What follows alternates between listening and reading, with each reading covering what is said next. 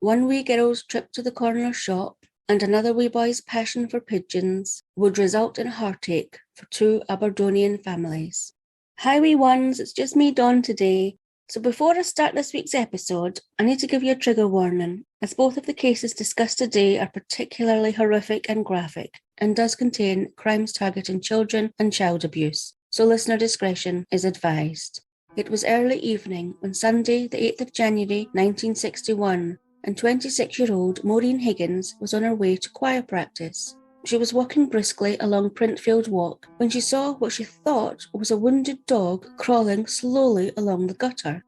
As she got closer though, she realised with horror that it was not a dog, but a small child, and that the child's clothing was drenched in blood. 6-year-old June Cruikshank was a popular girl. She had many friends and was well known in her area. She lived in the middle flat of a tenement block on Printfield Walk in the Woodside area of Aberdeen, with her mum Anne, her dad David, and her brothers and sisters Brian aged 12, Norma aged 11, Anne-Marie aged 4 and David aged 2. Printfield Walk is a 6-minute drive north of Aberdeen, and Aberdeen is a city in the northeast of Scotland. It is Scotland's third most populous city, and according to Visit Scotland, you may just see a pod of dolphins playing in the waters there. However, back at the flat in Printfield Walk, Anne, June's mum, was getting the tea ready for her family. She realised that she needed a packet of custard powder for their dessert, and so she gave June a sixpence, which is about 5 pence or 6 cents in today's money, and asked her to go to the local shop for her, which was located about 135 yards or 123 metres away from the flat. It was getting dark now as June made the short journey to the shop, but just before 6 p.m, June was paying for her purchase and received a halfpenny in change from the shop assistant. She then left the shop and headed for home. Meanwhile, Anne, June's mum, realised that she was short of another item and so sent her son Brian to the corner shop to buy it. When Brian returned to the flat, he said that there had been no sign of June. Becoming worried, Anne popped her head out of the window of her flat to look for her daughter. Down on the street outside June's tenement block, Maureen Higgins had minutes before found June in the gutter just outside the tenement block, covered in blood. Maureen had immediately gone to June and placed her coat over her. She had then shouted to a passing shipyard worker to get help before turning back to June to offer her comfort. She then noticed a woman looking out of a flat window in the tenement block and shouted to her if she was looking for a wee girl, to which the reply was yes. Maureen shouted back that there was a girl down on the street. Panicking, Anne ran from the flat down to the street, only to find that it was her 6-year-old daughter, June, that was lying there, covered in blood, unmoving, and still holding the custard powder in her wee hands. The police and ambulance arrived, but there was nothing that could be done for June, and she sadly died. Anne Cruikshank was devastated, shocked, and unbelieving. What had happened to her wee girl? At first, she assumed that June had been struck by a car. That was until her husband David arrived home from the police station and told her just what had happened to their wee girl. June's throat had been slashed. A murder investigation was launched by the police, which became the largest Aberdeen murder investigation since the murder of Helen Priestley in 1934, which is a case that we will also be covering. The area where June's body was found was cordoned off, and every available officer was involved in searching the murder scene and the surrounding area, including an Alsatian tracker dog called Rennie, as it was believed that June may have been attacked elsewhere. This search quickly led to the area where the actual attack had happened, which was a lane sandwiched between a hut and a petrol pump directly across the road from the local shop June had visited. This area was also cordoned off and searched. Detectives quickly determined that there would have been no reason whatsoever for June to have voluntarily crossed Great Northern Road, as the local shop was on the same side of the road as her flat in Printfield Walk. So they believed that, upon June leaving the local shop, she had most likely been lured across Great Northern Road and into the dark lane, where her killer had then barbarically cut her throat. It would appear then that June had found some amazing strength and courage, and after her throat being brutally cut, she had managed to walk back across Great Northern Road and make it all the way home, where she finally collapsed outside her flat. She just couldn't make it any further. Sadly, June's desperate attempts to make it home and get help while bleeding profusely went unnoticed, as it was dark at this point, And even if she had been seen, people may not have realised what was happening, as they wouldn't have been able to see the blood streaming from her neck wound. It seems incredulous for June to have crossed such a busy road while trying to make it home and not be seen by any passing cars. However, this would appear to be the case, as when the police made an appeal for people to come forward, not as many people did as the police would have liked. An appeal by the police went out at 10 p.m. on the day of the murder.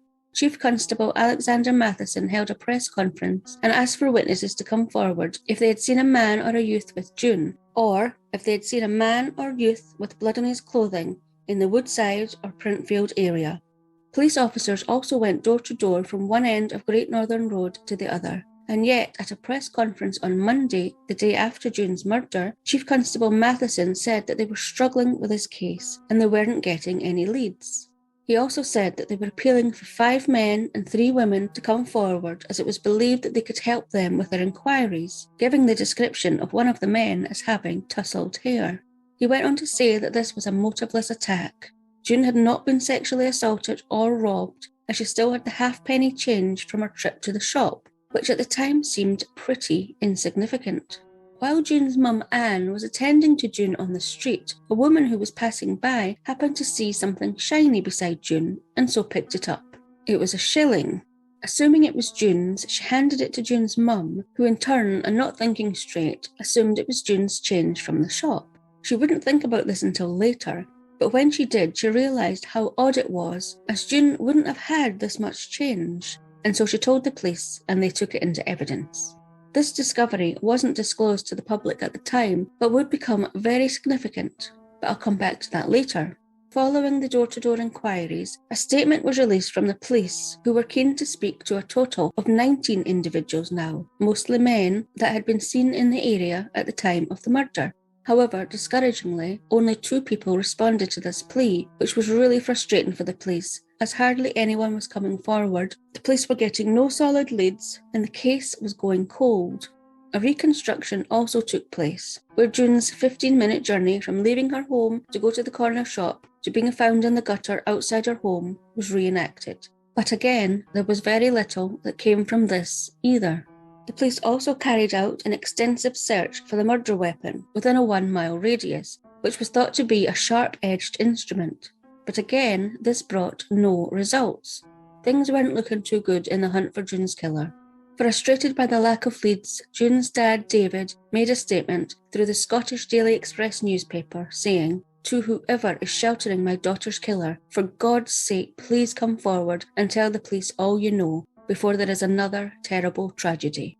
Following this, a Mr. Robert McIntosh generously offered a £1,000 reward, which is around £22,700 and $31,200 in today's money, for any information which led to the arrest and conviction of the killer. June's dad, David, was a taxi driver, and Robert McIntosh was his employer. Now, news of what had happened to June had spread like a wildfire. Mothers in the area were shocked at what had happened and in fear for their children. The school June had attended had allowed the pupils to go home early each day while it was still daylight, but most mothers were collecting their children from the school gates. One mother, whose child was good friends with June, said to the Evening Express newspaper, "It is all so terrible. June was such a lovely girl, and she and my youngest lassie were such great pals." Another mother was reported as saying, "I will do all of my own messages from now on." In Scotland, we call shopping messages. On the 12th of January 1961, 4 days after the brutal murder, with the police still not having received any viable leads into the identity of June's murderer, June's family gathered for her funeral. It was a cold day in Aberdeen, and the snow was lying on the ground, as 4 funeral cars and June's tiny white coffin left from the family's address at Printfield Walk as mourners congregated on the pavement across from the family's home to pay their last respects. The funeral took place at Trinity Cemetery, located a 7-minute drive southeast of the Cruikshanks family home, and was a private service. Following June's funeral, with still very few witnesses coming forward and no new leads, the lead detective working on June's case, Chief Inspector McIntosh, attended a football match at Pittodrie Stadium in Aberdeen, where over a loudspeaker, he appealed to everyone at the match to please come forward if they knew anything or had seen anything at all. Again though, frustratingly, nobody came forward. And while the police had been appealing for possible witnesses to come forward that had been seen in the area, which had by this point now increased to 35 people, still only 2 had come forward. Even if they hadn't seen anything, why not just come forward to rule themselves out? It was so frustrating for the police. They just couldn't understand the reluctance. A wee girl had been murdered. One man the police were desperate to locate was a man who had been seen the night June had been murdered on a bus, as he had been seen with blood on his forehead and face. I mean, he may have had nothing to do with the murder, but why not come forward and rule yourself out? However, it doesn't look great having been seen with blood on you when a wee girl has been murdered, and they may have been frightened, or maybe they didn't have an alibi for the time. But it was still really frustrating for the police. While the police didn't get any new leads from the appeal at the football match, it did touch a couple of supporters' hearts who travelled to June's grave and laid a wreath. As the police continued to receive radio silence from potential witnesses, Chief Constable Matheson decided to try another tactic. He agreed to conduct a television interview, and according to the Blood and Granite book by Norman Adams, this was the first of its kind ever given by a Scottish Chief Constable. The Chief Constable was very frank, saying that they were making very little headway in the investigation and once again pleaded with any witnesses to come forward. He tried to alleviate any fears about talking to the police, going as far as saying that witnesses could write to him directly with their name and address and he would send an officer to take their statement. So the police were really doing everything they could, but it just wasn't enough. Apparently, a few people came forward following this appeal, but there was nothing they could add to the investigation. This incredible reluctance of witnesses to come forward was also frustrating a Highland novelist, Jane Duncan, who wrote a letter to the Press and Journal newspaper. She urged people to come forward to help solve the most depraved of all crimes, child murder, going on to say that by not coming forward with any information basically made you an accessory to the crime, which was a pretty strong statement to make, and sadly, it didn't work either. The police continued to receive anonymous misdirection tip-offs, which all had to be checked, of people pointing the finger at other people with nothing to substantiate it, and rumours circulating, mostly ending up being false. One such rumour, which I got from the Blood and Granite book by Norman Adams, where actually I got a lot of the information for this story in, was that a primary school in the area had shut its doors and sent all its pupils home after 2 girls had been attacked.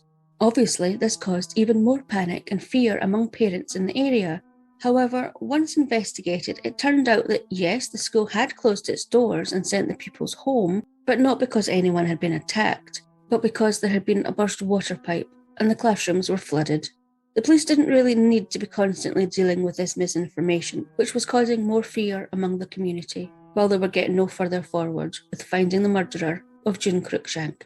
There was a bit of hope that they might have a lead when Chief Constable Matheson was contacted by his counterpart in Paisley, which is about 160 miles or 257 kilometres southwest of Aberdeen, who thought that he might have found a link between June's murder and a murder of a 6-year-old boy in a park in Paisley in August 1960. Glasgow's top detective, Detective Inspector Tom Goodall, and Detective Fred Pender from CID in Paisley reviewed the 2 cases and visited the murder scenes. However, while they determined there were similarities, nothing else came of this, as according to the Blood and Granite book, they came to Aberdeen for one night and then left, and that was the end of that. And that's as far as the murder investigation would get, until nearly 3 years later, when the case was finally blown wide open. George Forbes was a 7-year-old boy who lived with his parents, Mary and John, both in their 40s, and his older siblings, Billy, who was 14, Helen, who was 12, and Kenneth, who was 10, in a tenement block on the corner of Justice Street and Commerce Street in Aberdeen, which was located about a 9-minute drive southeast of June's family home.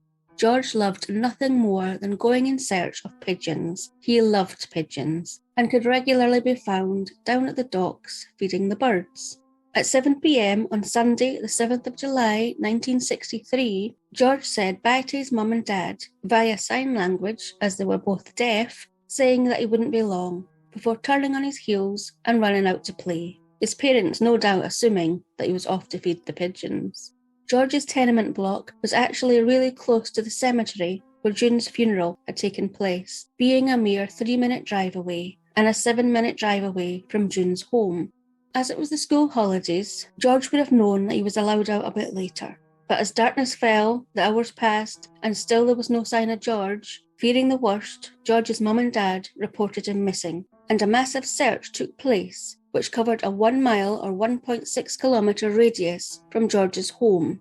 George's dad and his brothers and sisters were also out searching daily. With George's habit of going in search of pigeons being known and reported to the police, derelict buildings and sheds were checked, as well as the harbour where George liked to feed the birds. Even business owners around the harbour area, who had closed down for the holidays, were asked to open their premises up to check if George had perhaps made his way inside and was injured. Members of the public were approached and asked if they had seen George, who, according to the Blood and Granite book, had been wearing a blue fleck V-neck pullover, a grey shirt, light khaki shorts and black gym shoes.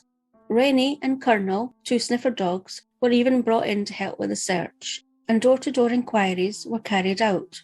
But George was not found. He had vanished. However, worryingly, and even more so with George having not been found with the extensive searches, the police had 2 witnesses come forward saying that they had seen George at the harbour messing about on the rocks. So they were leaning towards the fact that maybe he had fallen in and drowned, especially as none of the searches had turned up anything. The searches, however, went on, and George's mum was reported to be still holding out hope that George would return, although within a couple of days the newspapers were reporting on another story appearing to have already come to their own conclusion about what had happened to George. A press conference finally took place outside the Forbes' family home, where detectives stated that nothing had been turned up by the thorough and extensive searches, and that they were working on the basis that George Forbes had likely, sadly, fallen into the sea and drowned. However, George's body was closer than anyone could have imagined.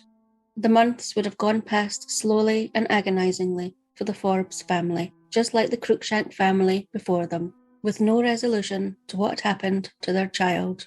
Until that is, on Tuesday, the 19th of November 1963, just over 4 months since George had gone missing, and just over 2 years and 10 months since June Cruikshank had been brutally murdered, when the front page of the Press and Journal newspaper announced that a man had been charged with June's murder.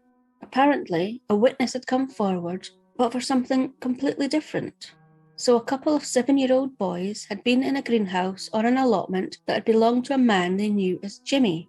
While they were in the greenhouse, Jimmy had put a rope around one of the boys' neck, put the other end over a hook and pulled, leaving a red welt on the boy's neck. The boy's friend had got such a fright that he'd legged it out of the greenhouse, but thankfully the boy that had the rope around his neck was freed. Anyway, when he got home, his dad saw the red mark around his neck and asked him what had happened. The boy told his dad the tale, and his dad quickly took his son to the police station to make a statement. The friend of the young boy who had escaped was also questioned, and he corroborated his statement. When the boys were being questioned about whether they had seen any other boys in this man's allotment greenhouse, one of the boys mentioned George Forbes. The police found out that the greenhouse belonged to 39-year-old James John Oliphant, and so they brought him in for questioning about putting the rope around the boy's neck in his greenhouse. But when the police turned the interview to George Forbes' disappearance and asked Oliphant if he knew anything about this, they were shocked by what they heard next. According to the Blood and Granite book, Oliphant said in reply to this question, "Will it make it any easier on me if I tell you? I'll take you to where that loon Forbes is. He's down at my greenhouse." He started screaming and I cut his throat with a knife. So just to let you know that a loon is what Aberdonians call a boy. So with the detective still in shock about what Oliphant had just confessed, a young police constable remembered the murder of June Cruikshank, which prompted the officers to ask Oliphant if he had anything to do with her murder. And according to the Press and Journal newspaper, Oliphant replied, "Aye, it was me. I gave her a shilling. I took her round the back of the petrol station. Later she screamed, 'I ken I'll get hung for this. I'm finished.' And apparently then he started to cry. So, for everybody outside of Scotland, ken means know. So, he knows he'll get hung. He kens he'll get hung. However, where had this man come from suddenly, having not come up in June's murder investigation at all? How had he been missed? Well, because the police thought that June's killer had been known to her, and so restricted the search areas to a 1 mile or 1.6 kilometre radius, but Oliphant actually lived in Market Street, which was about 2.9 miles or 4.6 kilometres away from June's family home in Printfield Walk. The murder of June Cruikshank and the disappearance of George Forbes had never been put together because it was assumed that George had drowned. On Saturday the 16th of November, 4 months after George went missing, police descended on Oliphant's greenhouse on the allotment and began digging. 4 hours later, a bundle wrapped in tarpaulin was carried from the greenhouse to a waiting van to be taken to the morgue for a post-mortem to be carried out, which showed that George's throat had been cut in almost exactly the same way to June's. Both June and George's parents were informed about the confession to their children's murder, and George's parents were asked to attend the police station to identify the clothes found with the remains in the greenhouse. They were identified as being George's clothes. All the hope the couple had kept hold of for the past 4 months would have evaporated, and they would have been absolutely devastated. And the devastation continued, as you will never guess where Oliphant's allotment and greenhouse was located. Right behind the Forbes' tenement building. In fact, their kitchen window looked right onto the allotment and greenhouse where their son had been buried. And sadly, they would have to endure that until they could be moved to another address, which wasn't forthcoming. June's parents were equally as distressed by the news. Obviously, they welcomed their daughter's killer being found, but June's dad, David, was now suffering with stress and was very unwell. It was unimaginable pain and grief that the families of June and George were going through. James John Oliphant, who was 39, was formally charged with the murder of June Cruikshank and George Forbes, as well as 3 offences of indecency and 1 of assault, all directed towards young children. He was remanded in custody so further investigations could be carried out, which would be overseen by Chief Constable William Smith, who had taken over from Chief Constable Alexander Matheson, who had headed the June Cruikshank murder inquiry, as sadly Chief Constable Alexander Matheson had died at the age of 55, never having seen June's killer be brought to justice. So the question was, what was Oliphant doing, hanging about the shop where June had been? Apparently he was there for work. He worked for Aberdeen Sewage Department. He was known to his colleagues as Big Jim, and they had been working near where June lived at the time of her murder. So just wrong place, wrong time. June should have been perfectly safe, walking to her local shop just a few hundred yards from her home. Oliphant appeared at a brief hearing on Monday, 3rd of February 1964, where the attendees at the hearing were told of what led to Oliphant's confession of murdering both June and George, the story about the shilling and his admittance to giving June this, as well as detailing the subsequent manhunt for June's killer and the search for missing George. To me, it's crazy that nobody suspected Oliphant at all, not his workmates, his neighbours, or the police. The police never had him as a suspect because of the distance he lived away from June's home, and because the murder of June and the disappearance of George were not linked, there would be no reason to have extended the search radius. As this was a massive manhunt, it's possible that police did question some people working in the area. However, according to the Blood and Granite book, Oliphant was not one of them, as he was ruled out because of where he lived. Helpfully though, the police did question Oliphant's colleagues after he confessed, where they said, according to the Blood and Granite book, that he had behaved perfectly normal at the time of June's murder. Also at this hearing, Oliphant, with absolutely no emotion, pleaded guilty to the culpable homicides of June and George. Now, he had initially been charged with murder. However, after psychiatric review, he was deemed to have diminished responsibility, with the reason being rooted in his childhood. Oliphant was the eldest of 8 siblings. He didn't know his biological dad, but he had a stepdad, and this is where things get even more twisted. Oliphant's stepfather forced the young Oliphant into a sexual relationship with him. He would frequently tie up, gag, and beat young Oliphant with a stick. Also, his stepdad could satisfy some sick, twisted sexual desire. Psychiatrist Dr. Henderson went on to say in his report that this abuse that young Oliphant suffered had driven him to try and force young children to suffer as he had. Oliphant had eventually ran away from home and found work on a farm, where he slaughtered pigs by cutting their throats. He never really had any friends and was pretty much a loner, apparently wandering about at nights on his own. Dr. Henderson also said that at no point did he ever show any remorse for what he had done to his victims or their families. A Dr. Andrew Wiley, who also carried out a review of Oliphant, said that he was of low intelligence and had been certified as mentally defective in 1942.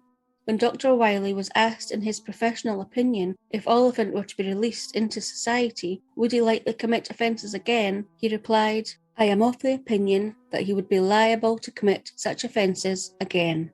Other medical professionals also backed this statement up.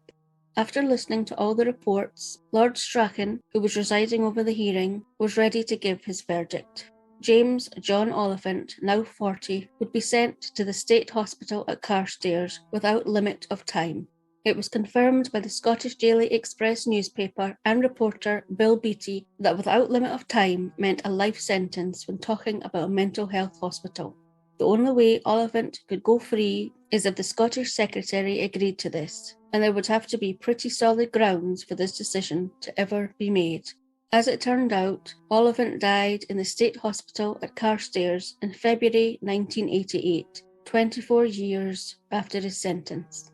The Cruikshank and the Forbes families would never come to terms with what had happened to their children, wee June and George, and Oliphant's sentence would not have given them much comfort, but they forever would have a connection and an understanding. After Oliphant had been convicted, the two families came together at the Forbes' flat, where they had a cup of tea and shared their heartache. Over time, the allotment, the Forbes' tenement block, and the corner shop, where the terrible tragedy all began, were all knocked down and rebuilt on. But for the two families at the centre of the tragedy, rebuilding their lives would not be that easy. All the background information about Oliphant came from the book Blood and Granite by Norman Adams. I know I've mentioned this book a few times, but it really does warrant it, I think. I've read all the stories in this book about murders from Aberdeen, and it's full of information, and it's really well written, so I think it deserves to be mentioned a few times. And that's the end. If you've enjoyed this episode and know just the person who'd also like it, please share it with them. Don't keep it to yourself. Please also get in touch on social media if you have any questions, comments, or suggestions, and we'll get back to you as soon as we can. All social media and contact details are on our website, scottishmurders.com, as well as all the source material and photos related to this episode. So that's it for this week. Come back next time for another episode of Scottish Murders. Join us there. Bye. Scottish Murders is a production of Clurin Ton.